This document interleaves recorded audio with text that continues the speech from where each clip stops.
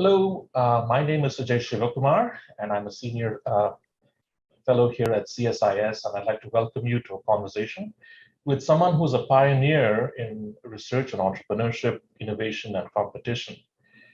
David Audretsch is a distinguished professor and the Ameritech Chair of Economic Development at Indiana University and director of its Institute on Development Studies.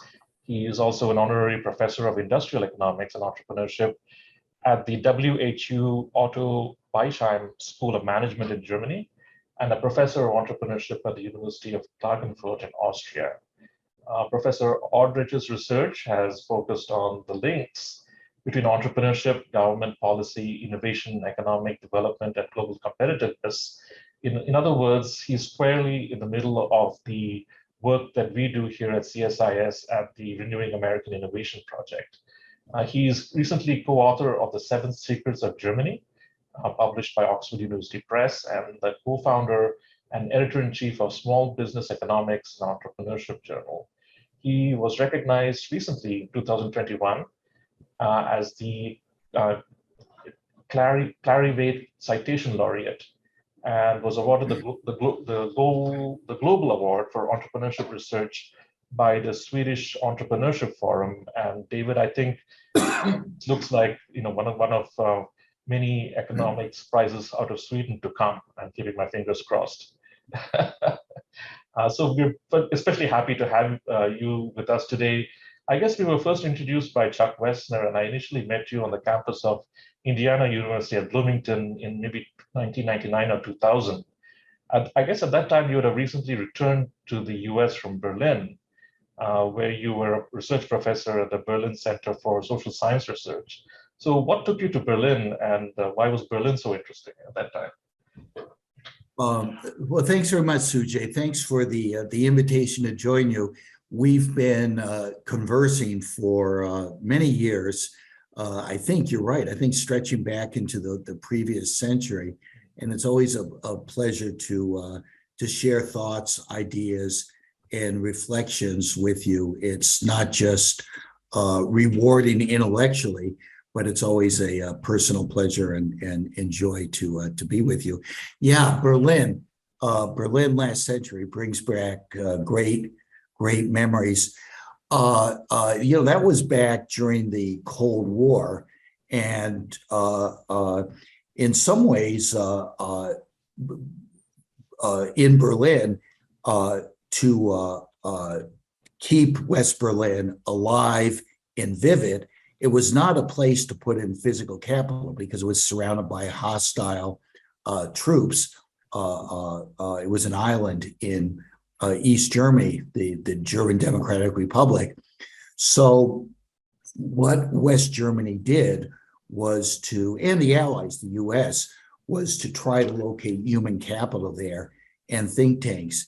And they had an institute called the First International Institute of Management that then morphed into what you said, the Social Science Center for Berlin and for social science research. But we had a focus at that point on policies that would make industries successful and what would enhance competitiveness in industries and firms. So that's what drew me there, was that opportunity to be at not just the frontier of the West, but probably more important was the frontier of ideas in industry and firm competitiveness. So why then the focus on small businesses? I think you collaborated with Zoltan Ax while you were in Berlin, if I'm not mistaken. Yeah, that's right, Sujay. It's kind of, this is the way ideas and go, really, policy ideas and research go. I suppose I was appointed there to focus on what it seemed like Germany in Europe was deficient in, because at that point it was before the EU, in the small domestic markets, kept firm size small. They looked across to our country, the United States, and saw these large global companies and felt that they had scale economies that enabled them to attain efficiencies, scale economies that were unimaginable in Europe that was constrained by the small domestic markets. So that was what I was assigned to work on. But when I got there, what started to hit me, and then Zoltan joined me a couple of years later, was actually because at this point, Silicon Valley was starting to take off, and it hit us that these companies that were that had been the stalwarts of progress, efficiency, growth in the U.S. in the post-war period, really at the end of the second industrial era, is a way to put it, which was driven by manufacturing. Companies like General Motors, U.S. Steel, Ford, the tire companies, that these were now threatened globally through global competition, but we saw the emergence of now what we call Silicon Valley, and that was fueled by something very different, which was small startups. So somehow the research agenda evolved and pivoted, I guess we'd say pivoted into this new direction, which was about something I'd never learned in graduate school in my PhD studies at Wisconsin, which was, who are these firms? Who are these people starting these companies, these tech startups? It was under the radar screen in all of economics, not just in Wisconsin, but really every place in the world. And that's what really triggered us, which was Europe didn't have it. The US really didn't have much of it outside of Silicon Valley. And in the world of ideas and policy, nobody understood it. So strangely enough, we focused on this from a distance in Berlin, even though the heart of the phenomena was in the US and in Silicon Valley. But what we subsequently got to observe and analyze was how this diffused across, really across geographic space, as it diffused throughout other places in the US and then ultimately throughout Europe as well. So, the discovery that small firms exhibit a high propensity to innovate today is almost taken for granted. But at that time, it was an interesting discovery. Why was this so fundamental, a discovery? Well, because it's funny how, what's the cliche, which there's always truth in these things, that say, well, the generals have figured out how to win the wars of the last war, the previous war. And the doctrine in economics, management thinking, it had taken years and years and decades to figure out how to come to terms, how to master, how to harness the forces of what we call the second industrial divide, which was characterized largely by we knew what had to be produced, and the competition, the goal was to produce it more efficiently at lower cost than any of the competition. It was about scale economies, scope, and pushing down cost per unit. That is put small businesses and new businesses at a competitive disadvantage.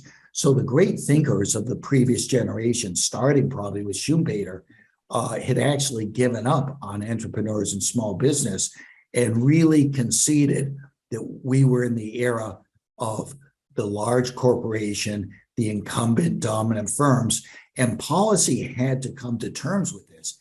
It's interesting, back then, there was different policy approaches. The US tended to, with its big domestic market, tended to want to try to keep competition alive through antitrust. Now, this is back in the post-World War II era. But the smaller European countries with their smaller domestic markets tended to focus on either regulation, which would have been true of Germany and the UK, or even the government, the public ownership of private business, which we saw much more in France and Sweden. At the time, there was great debate. Which is better, break them up or constrain them by prohibiting the freedom to contract, to do business somehow, or to regulate them, or to own them publicly.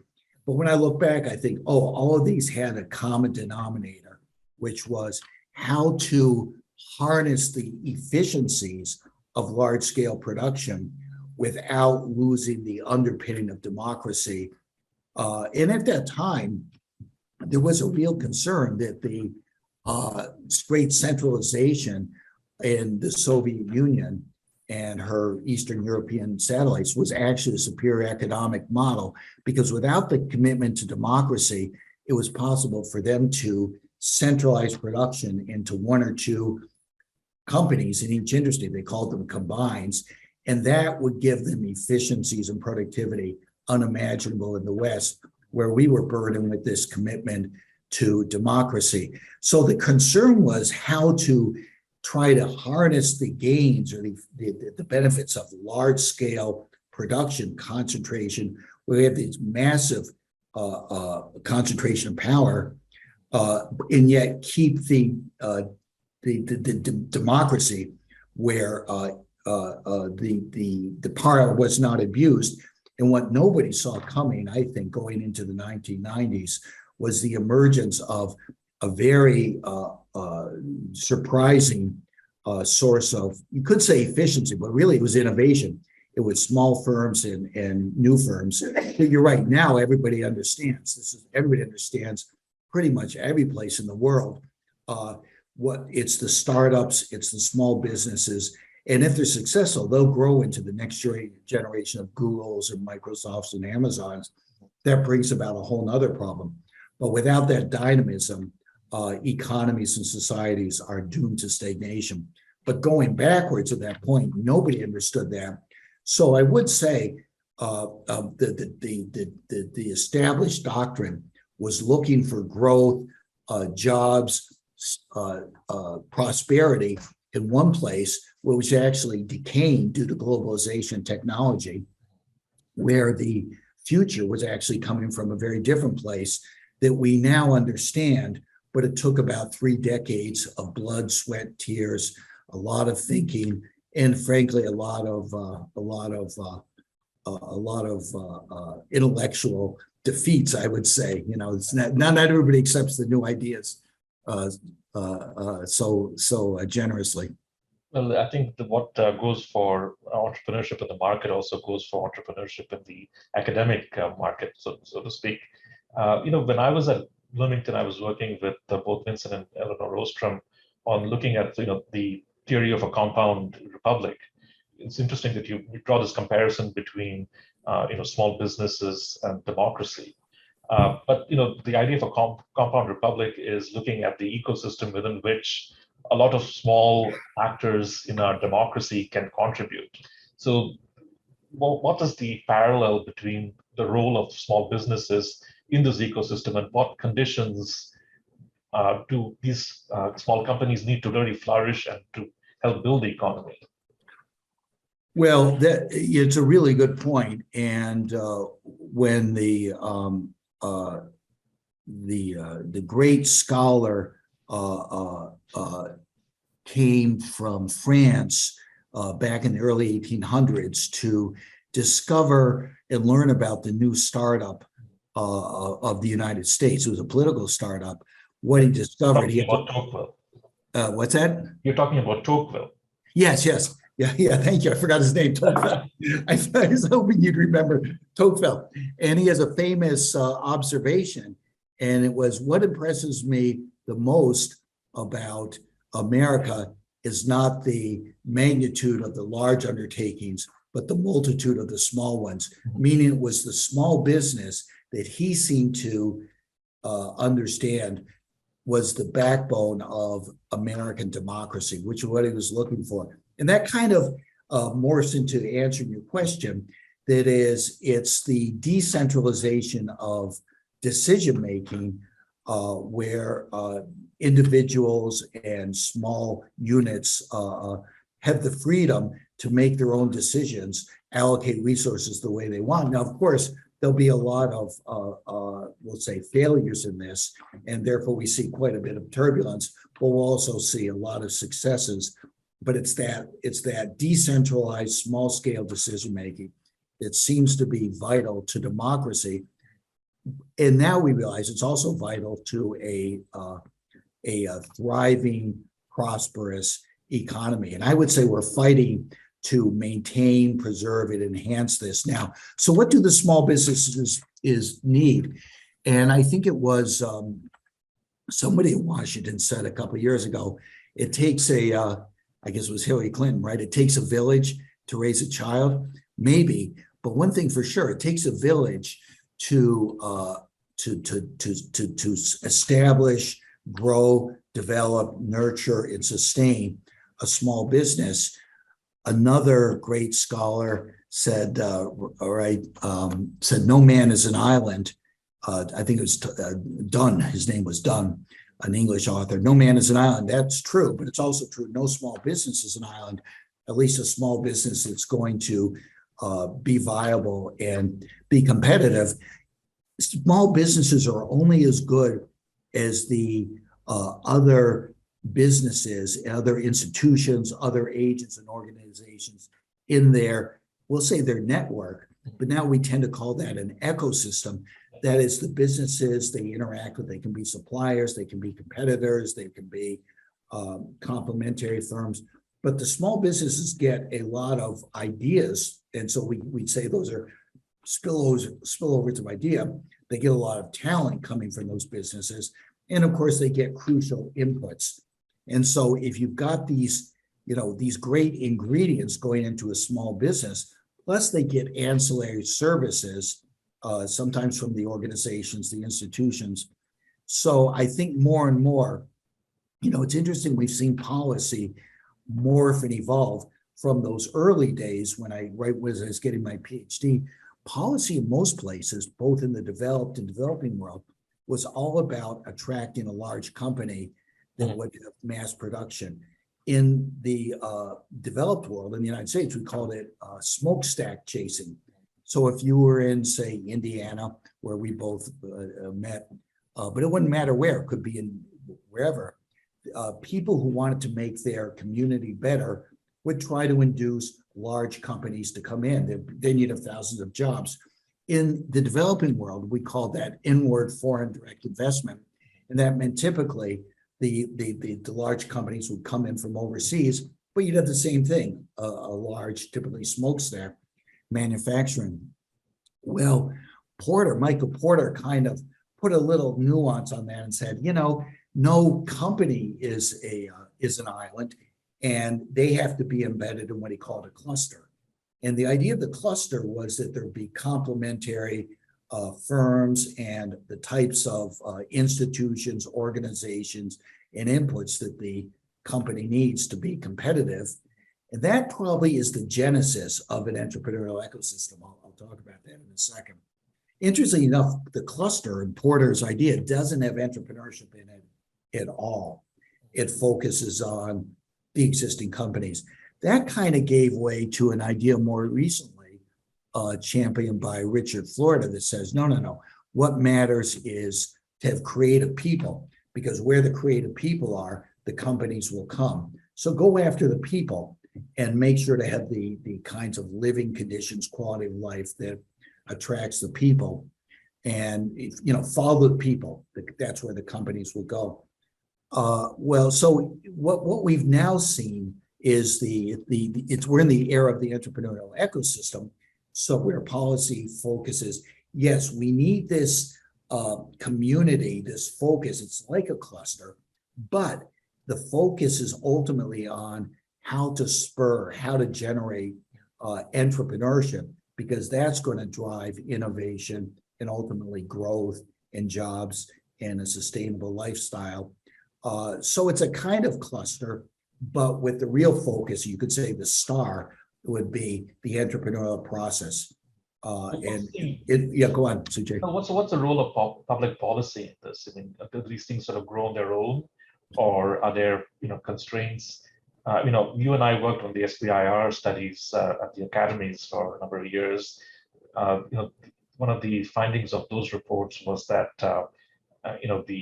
this valley of death issue, that small businesses have difficulty signaling both their technical capabilities as well as their commercial promises to venture capital. The ability for them to grow and network within this ecosystem is limited in that respect. That's one example, but what more broadly is the role of public policy? Yeah, I think it took a long time for economists, thought leaders in policy and business to recognize there's something inherently different between innovation and economic activity producing types of goods and products that we already know. It would be like in music, the difference between playing a song that's already written and writing a new one. That, as we know, Beethoven's Ninth Symphony is a pretty good song. Some people like it better than others, but it's, on the other hand, you have a new song, especially a new genre. Is it good? Is it not? Who knows? And so what that really says is there's an extra amount of uncertainty. Is it a good idea or is it? This is inherent in innovation. What one person thinks is a good idea, for example, we'll just say the microprocessor, which was invented by Xerox Research Park, and they didn't think it was a good idea. They didn't think it was worth anything. Steve Jobs did. Why did Jobs think it's a good idea? And all of the smart top human capital in an incumbent leading firm said they don't think it's a good idea. Well, it's because of the uncertainty, but also asymmetries. Jobs had a different set of experiences than did the decision makers within a company. Why? He was a younger person, had a different background. That starts telling us something about the role of diversity in innovation. And the third is that the cost of transacting an idea, especially an uncertain and asymmetric one, is not trivial. Gates tried to sell Microsoft when it was an incipient startup to IBM for a paltry sum of $30 million. That was back then, but it still was only $30 million. And IBM said famously, a vice president wrote in a infamous memo, neither Gates nor any of his 30 accomplices had the qualifications to work for IBM. Sure, they were all dropouts. IBM hired the best talent out of MIT, Caltech, I think University of Illinois, a couple other places, and that was it. They didn't want a bunch of, they were looking for human capital. These dropouts didn't have human capital. It's very hard to recognize the difference between an idea and an idea that may ultimately prove to be an innovation. That's because of, nobody knows. And what one person thinks is a good idea, another person doesn't. So in a way, that's what fuels the value of death. Who wants to invest in these ideas, whether they're a startup or not, if you're not really sure you're going to get your money back, and it's hard to tell? Well, the people who've got more information or more insight, or think they do, they're the ones who are willing to invest their careers, their lives, possibly their money. That's what the SBIR was fueled or was really predicated for. And you're right, Sujai, we spent a lot of time together analyzing, what is the impact of the SBIR? And I think we concluded, it's pretty positive. How positive it is and relative to what always remains kind of a interesting question. But the point is that it's that Paul Romer, well, let's say this, in the second industrial era, a Nobel Prize winning economist, Robert Solow, had said what drives growth and prosperity is predominantly physical capital and then people to work, labor. That was the era of the big manufacturing companies. He did say, yes, there is innovation. He said, but it's impossible to harness it. It's totally uncertain. He said in a famous passage, it falls like manna from heaven. And what's interesting about the policy prescription there, it's a little uncomfortable. Economists never used to say it. Prayer. Say, if it's going to fall like manna from heaven, you better pray and hope it falls on you, right? There's nothing that policy can do other than get lucky or maybe resort to prayer if you're inclined that way. Then came another Nobel Prize winner, Paul Romer, who said, no, that's not right. There's something that firms and a place can do, and that is they can invest in knowledge, because knowledge is what fuels this innovation. It's not at random. It's not just luck or some kind of miracle of nature, but rather it's the product of blood, sweat, and tears of scientists working in research labs in universities or in companies. It's the product of human capital, education, experience, and so on. And not only does it generate innovations in the organizations that invest in it, but it also externalizes, he said in this famous kind of passage, it spills over so that anybody who goes close to that, where that source of the knowledge or any company, they can access it. It's kind of like the wind will blow it over. You know, if you live close to, I remember when I was a PhD student in Wisconsin, Oscar Mayer, a meatpacking company, was down the street from where I lived, and the wind would blow the smell over. And that's what we call a negative externality. But a positive externality would be, you know, if you're located close to a lot of smart people, people who are at the cutting edge of your industry, your field, you're going to pick up some of the ideas they have. And this is what really drove the importance of investment in knowledge and gave way to, I guess, what we call the third industrial era, where it wasn't about brawn, it was about brains. This is where the entrepreneurship comes in, because just because of people have ideas doesn't mean the ideas are going to work out. That's the uncertainty, the asymmetry. We use the word risk, but in any case, as I say, you know, if you play Beethoven's Ninth, you know, people are, not everybody likes it, but, you know, we recognize it and so on. There's a story about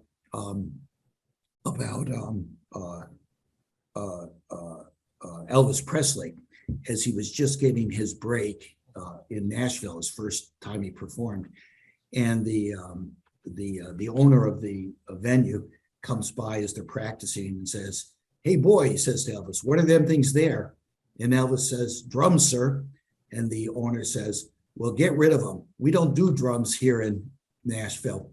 Fortunately, Patsy Cline, a famous country singer, a country western singer, was sweet on Elvis and whispered in his ear, "Honey, you just keep doing what you're doing." And he did, and the rest is history. But the point is, he kind of broke with something different. You know, we all laugh at the owner. Couldn't he realize this was great music? No, it was actually uncertain. It went Elvis's way, but mostly it doesn't. That's the nature of innovation. So it takes people, I suppose he was a musical entrepreneur, but it takes the entrepreneurs. So the point is, the policy prescription says invest in knowledge, and the externality, the spillover, will generate innovation. But what they didn't realize, that's not enough.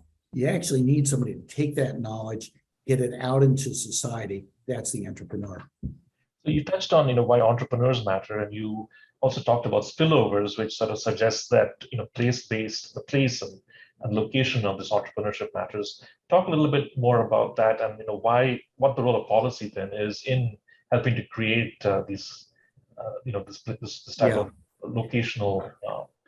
Actually, I can tell you the moment when it really hit me that, the investment in knowledge, which is research and development, university education, K through 12 education, human capital.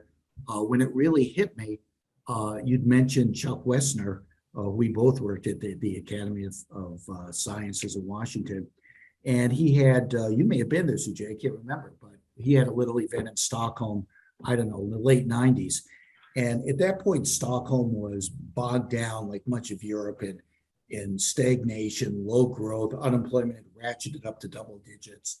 And so I gave a little talk and said, well, it's clear to me, I'd become a kind of a disciple of this Romer growth theory that he won the Nobel Prize for just the other year, and said, well, I know what you need to do. You need to invest in knowledge. You need to invest in creativity. You need some more culture here to make people creative. And, if you can imagine the audacity of somebody coming from our side of the Atlantic over to the other side saying, you need no more culture. And, I was young. But I remember our host, Chuck would remember that day, the Ministry of Economics in Sweden said, well, we're sure the professor's right, but nobody's going to believe him, because by all of the measures, the OECD measures, World Bank measures, in terms of knowledge investment, Sweden ranks number 1 or 2, R&D, or at least R&D per GDP, or human capital, all the different measures, level of education, cultural measures, all the investments going into. Here we had a very highly educated labor force, lots of R&D in the universities and the companies, lots of lots of cultural investment, so there's no shortage of creativity. And yet there was not a lot of innovation coming out. And that was the first day that Chuck and I heard the phrase, the Swedish paradox. And that said, well, they were doing the policies that were prescribed, the investments and the knowledge, but they weren't getting the bang for their bucks, the output. Romano Prodi, who was the president of the European Union at that time, liked that characterization so much. He borrowed it for the EU. It became known as the European paradox. And I think it was then that it hit Chuck and me and other people. And that is, it's not enough just to assume that the knowledge will spill over into innovation. Rather, the conditions have to be generated to enhance people, entrepreneurs, to take those ideas and to experiment with them, to take them out into the market, out into society, and to try them out through creating new businesses. And this is what, now the SBI have been around since 1980, right? 1982, one of those. And, is really very prescient of policymakers. And right at the same time, they passed the Bayh-Dole Act, which got the universities involved in the innovation process, and the SBIR. But this was a way to try to induce people with ideas that it would pay to act on their ideas, rather than, just kind of jump in and hope it's okay. They could get funding from the SBIR, which would get them out, and it had a kind of a ripple effect in society, as the studies that you and I involved. But we could see Sweden didn't have anything like that. Most of Europe didn't have anything like that, and they were suffering as a consequence. Well, maybe just a little change in gears. You're talking to us from Zurich. You're keeping a very close eye on what's happening in terms of European innovation systems and policies. And you've also done a lot of very interesting research on the Mittelstand. Tell us what the Mittelstand is and why we in the United States should be paying attention to what lessons we can learn from that. Sujai, I really appreciate that, because in celebrating, in some ways, our success in making this transition, massive transition in my lifetime from this second industrial era that I grew up in. I came of age. They say the second industrial era started in after the Civil War, maybe the 1870s, and went until about 1968, 69. And that's when the third industrial, which is the computer age, came in. And then they say the fourth industrial era, which is artificial intelligence, machine learning, started maybe about 10 years ago. And that's the fourth. And I think, wow, so we're in the fourth. I came of age, I got my education in the third, and I really grew up in the second. Sujai, if I were just a little bit older, maybe I would have experienced all four industrial eras. But I can say I experienced all three industrial eras. And yeah, the policy has had to adapt each time. And so when we mentioned the U.S. went through a terrible crisis in the 1970s because it had really done well when large-scale manufacturing was king. But as the world internationalized, now we call it globalization, it ran into trouble. And it was policies like the SBIR, the Bayh-Dole Act, a rethinking, but it took years and years and years to take root. I think so now what we've learned is when we think of innovation and really what drives growth, most of us think of the Silicon Valley model of entrepreneurship, kind of a radical new idea, a disruptive technological idea, and that's going to start a new industry and so on. That only happens in a few places.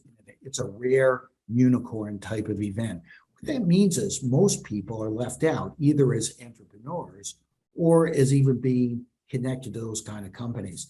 interesting. I'm on my way to take a bunch of Indiana University students to look at the Mittelstand in Germany, Switzerland, and Northern Italy. And we'll go to a company there, and they make glass. They manufacture glass in a small town, about 14,000 people in Baden-Württemberg. And, I'll take the students on the shop floor, and they'll see it's not just flat glass like your windows and the windows here, but it's curved glass. They put the curved glass in museums. They put the curved glass in the Smithsonian, at Harvard Museum, I think at Duke,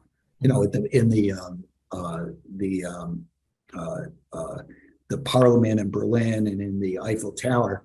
So these are kind of special a niche. And it takes very high-skilled workers to do this, to bend this glass. They're operating machines. Still, it looks like the way I remember factories looking like. You see a lot of people in overalls and working with machines and so on. And they sell this glass around the world. It's a pretty small company, maybe about 200 people. And one of the students say, this doesn't look like rocket science. Why can't we do this back in Indiana, back in southern Indiana, where we've got abject poverty, very alarming rates of opioid addiction, kind of despair, and so on, because we've lost manufacturing in those communities. They were not able to compete against large-scale flat glass producers. And, the answer is, yes, they've got the company, but they also it's a different kind of company. It's a family-owned business. So they're not driven by short-term quarterly profits. The family's involved. They tend to be involved in the local community. Their family lives in the community. They get a lot of value, a lot of utility being part of the community. They look after the workers. The workers will look after them. So in the pandemic, there was a crisis. They found solutions, how to stay viable. Each Mittelstand company kind of finds its own way. But what we've realized by analyzing these companies are very innovative, like the glass that makes this curved glass. Now, this is not like starting Microsoft or Amazon, but it's what we'd call incremental innovation. But on the other hand, year after year after year, they expand slowly, and they have about 95% share of their market niche. So they're classified as a hidden champion, but it's a model for sustainability for a thriving, viable community in a rural context. That's why America, I think, needs to pay attention. In fact, the rest of the world too, because I think we've given up on manufacturing, saying, we can't compete against China, Vietnam, Mexico. That's where the flat glass is produced, actually, not in the US. So how can Germany, with higher wages than the US, produce this flat glass? It's not a standardized product. It's customized made.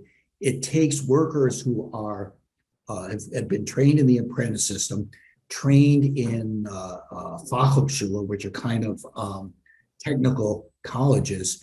They've got these kind of skills, and they're happy to live in their hometowns.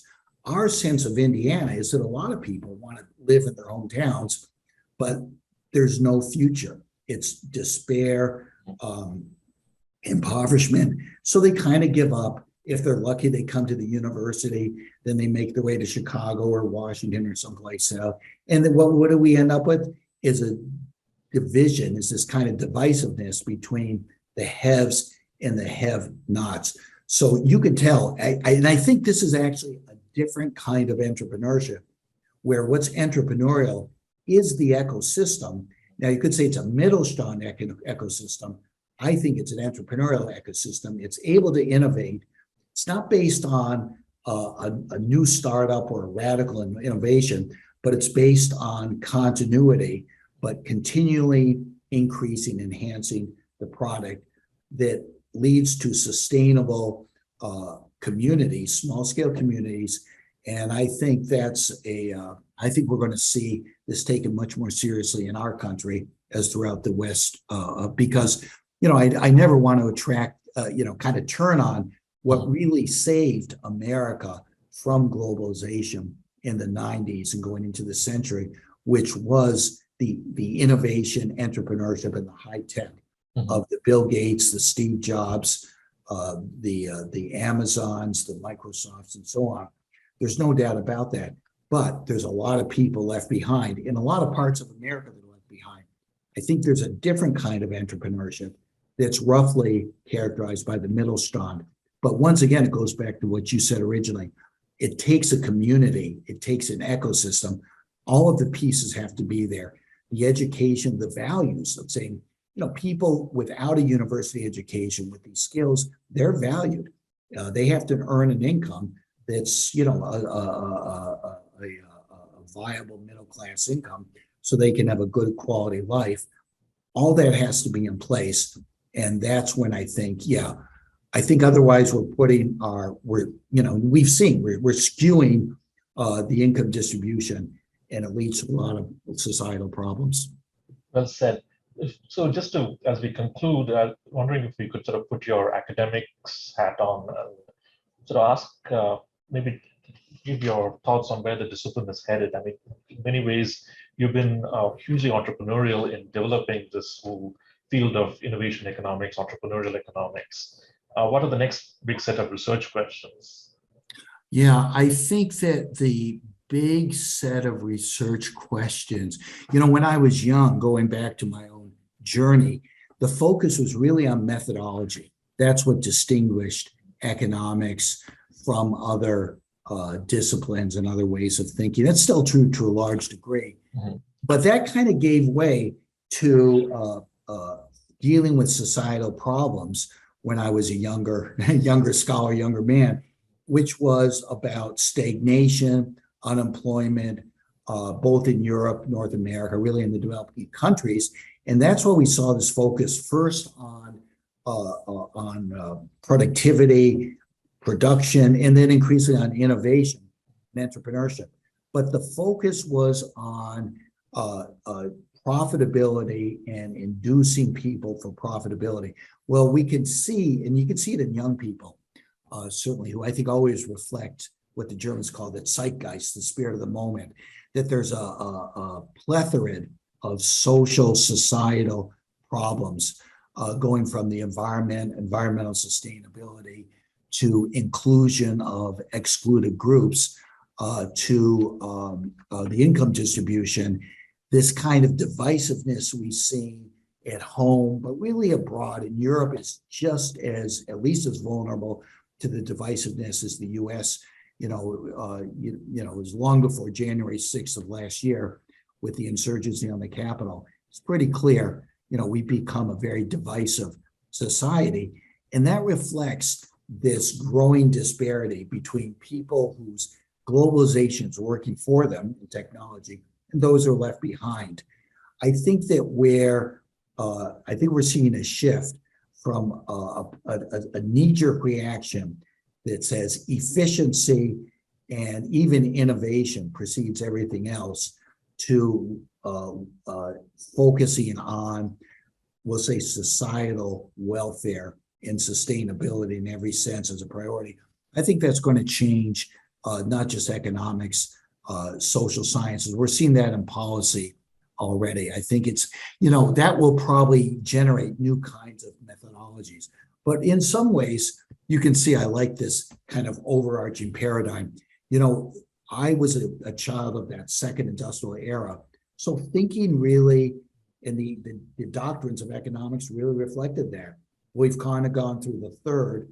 I think this fourth, with the focus on artificial intelligence, machine learning, is actually a little bit off.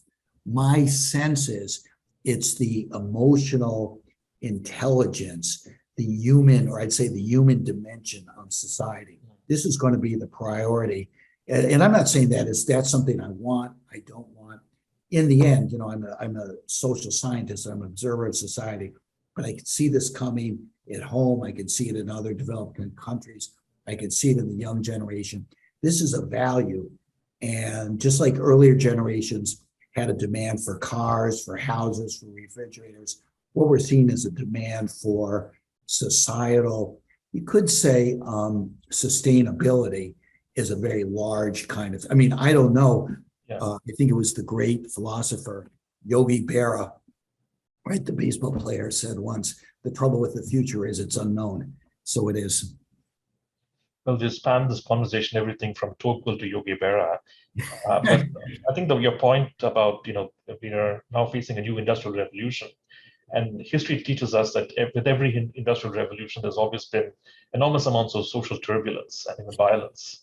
And I think, your point about developing the social structures to harness the capabilities, but also keep the social cohesiveness together is a huge agenda that I think this is something that our program here at CSIS is interested and dedicated to. And, it's really wonderful to talk to you at length about this challenge as well. Hope to keep you involved in our work. I always look forward to working with you, Sujai. Excellent. Thank you so much. Thank you, Sujai. Bye-bye. Bye-bye.